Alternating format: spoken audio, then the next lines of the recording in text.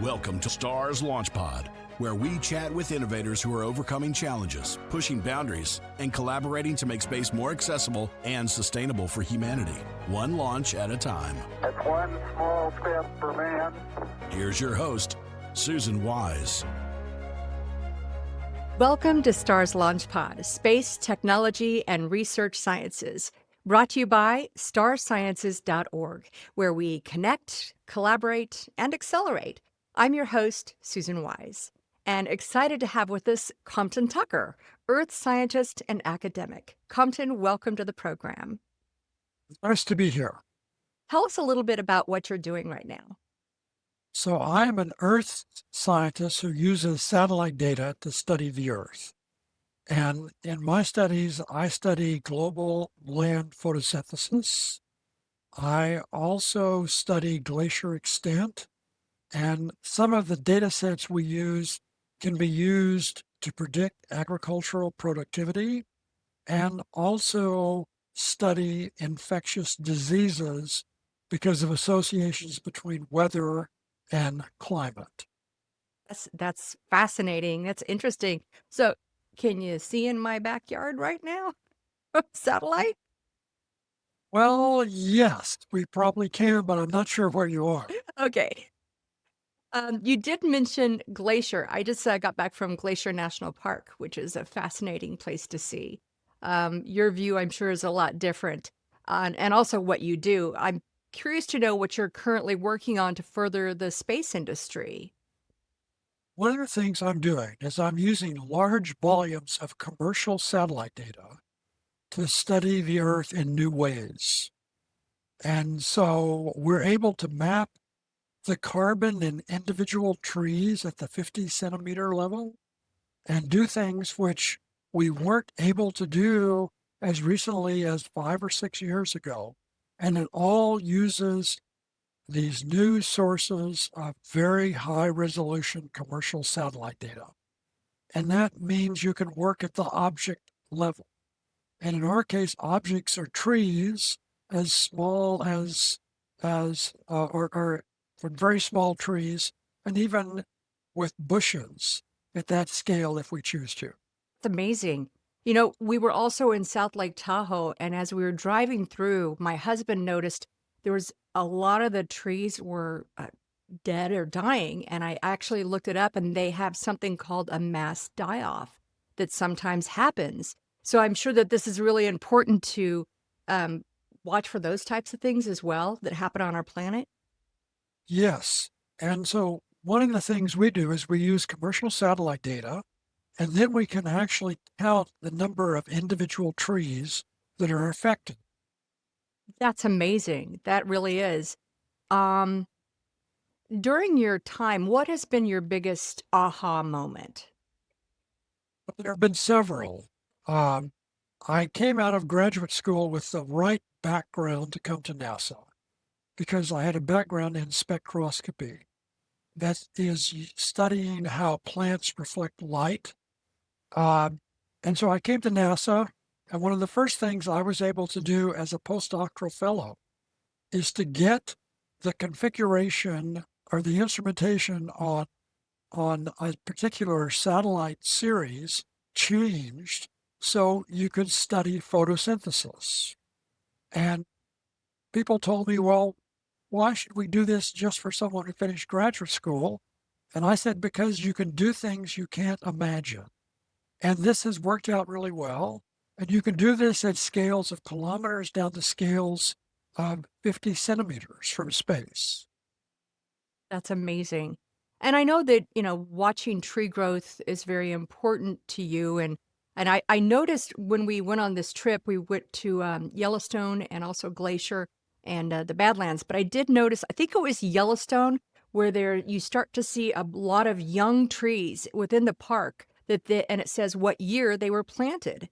As like all of these trees were in 1981, and then you get some a little bigger. So I guess it's good to got to keep that population up and the growth. Yeah, well, there are some places where people claim they're planting trees, but with commercial satellite data, we can actually verify that that's true. So if they're paid to do this by someone and they don't do it, then other people can be paid so it will be done. That's great. That's awesome. I'm a big tree person. I have a lot of trees that I've planted. I've done it ever since I was like in second grade, and it was Arbor Day, and they gave us the little tiny pine tree, and I had a wet brown paper towel wrapped around the roots, and I came home and I cared for it all day. We put it in the backyard and put a little fence around it so my brother wouldn't mow it over. And to this day, it's like you know, 40, 50 years later, it's a giant tree. And Well, good for you. yeah, it was pretty amazing. So ever since then, I've always had a fondness for trees. Um, I do want to know what has been your biggest challenge and how did you overcome that? Well, uh, one day I got a phone call from the director of high performance computing at NASA. And he said, uh, why don't you propose a huge project which we can't do? And I said, I would like to map all the trees from the Atlantic Ocean to the Red Sea in the semi-arid region, over an area about as large as the continental 48 states and Alaska combined, and turn them all into carbon and actually be able to identify every tree. And so we started that, and we failed miserably the first year, but we finally got it right. We assembled a team to do it, and we were able to map 10 billion individual trees at the tree level. Uh, we published a paper in Nature on it, and the editor of Nature said, well, you did this. How is anyone going to use your data? So we then made a viewer so interested people could go and look from tree 1 to tree 10 billion, depending upon where they're interested in. They could be individual farmers in Africa, or they could be people who want to make inventories of trees.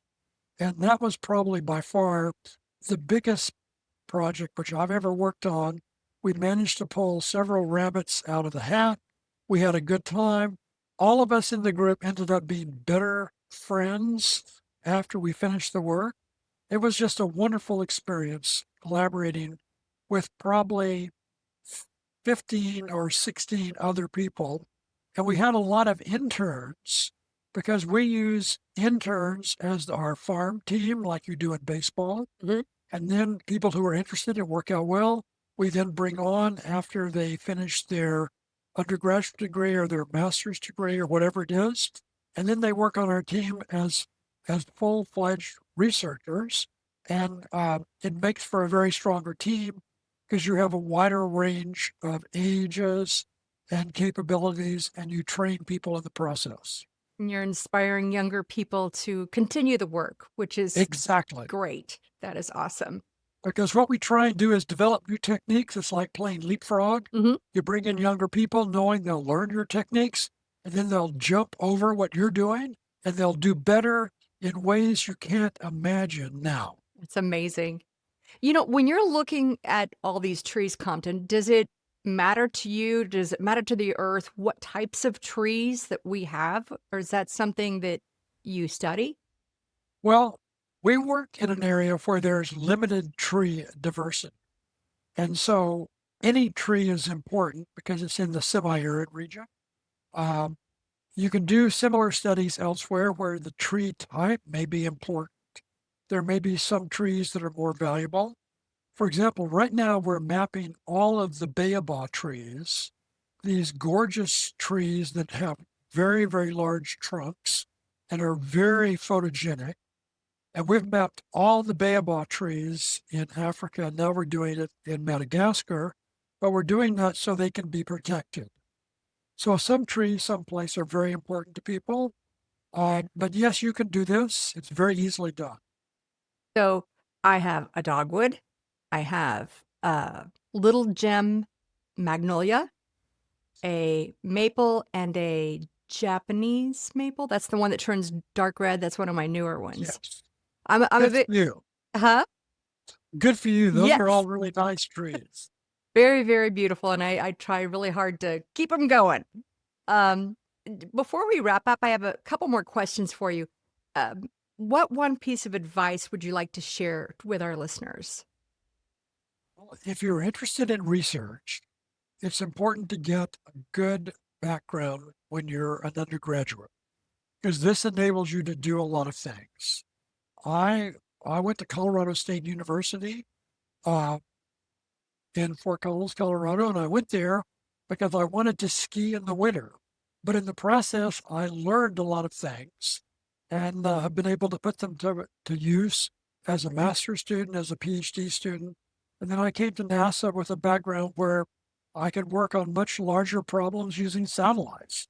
And everything fell into place, but it was all because I had the right background. It's true. That's so true. Do you have a passion project, something that's really close to your heart, maybe in the past or present, that you'd like to share? Yes, right now, with several coworkers, we are trying to map all of the trees, the far northern latitudes where you have boreal forests, to see how quickly they are migrating into the tundra, because the trees will only grow in the tundra if it warms up. So this is a project we're undertaking now. It's over an area which is vast, and there aren't many trees, but with commercial satellite data, we can map individual trees. And that's a project we're doing right now. It's really important to understand what's happening in the tundra, and it's very easily done. It just requires a lot of data and a lot of high performance computing. It's amazing what you're doing. That's just so special. Compton, thank you so much for joining us today. We really appreciate you being on the program. It's my pleasure, and it's been fun, and I've enjoyed it. All right, be sure you join us as we connect, collaborate, and accelerate. We'd like to invite you to join us on starsciences.org. And to receive a free 1-year membership, just enter the promo code FRIENDS321. That's FRIENDS321. And if you enjoyed this episode, leave us a review and subscribe. And until next time, keep looking up. Compton Tucker, thanks so much for joining us. You're very welcome, but we look down from satellites. Okay, you look down and I'll look up at you. That's perfect. Thank you. You're welcome. Don't miss an episode. Subscribe on your favorite streaming platform. Watch us on YouTube and follow us on social media. Stars Launch Pod, propelling us forward, one launch at a time.